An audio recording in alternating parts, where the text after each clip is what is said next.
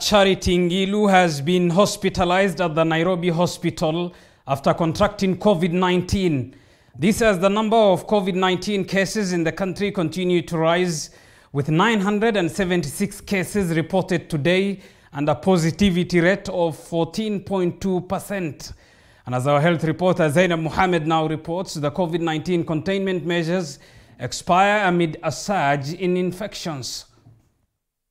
Kitui Governor Charity Ngilu has contracted COVID-19 and is currently admitted at the Nairobi hospital. Confirming the reports, Machakos counterpart Alfred Mutua says Ngilu's health condition is currently stable. This even as the COVID-19 containment measures expire amid a surge in infections. According to data from the Ministry of Health, in the last 1 week, the country has recorded a total of 4,651 cases, 651 cases more than the total number of infections in the previous week.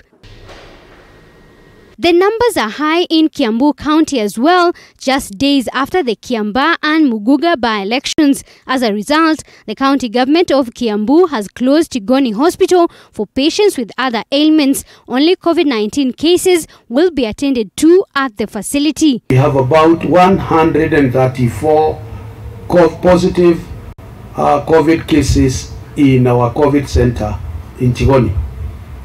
That's probably 30 patients more than we experienced during the third wave. In the last 10 days, the county of Kiambu has recorded more than 400 cases of COVID-19. Sources indicate that even the number of daily deaths are high at the facility. The county government says it is using at least 3 tons of oxygen on a daily basis. Not be able to contain the situation unless we go back to the containment measures that we have been going through.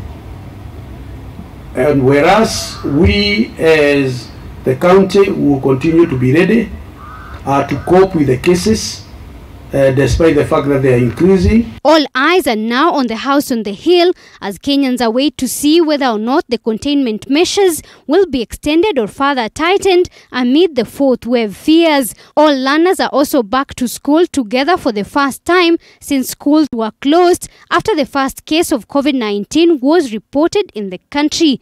Zainab Mohammed, T47.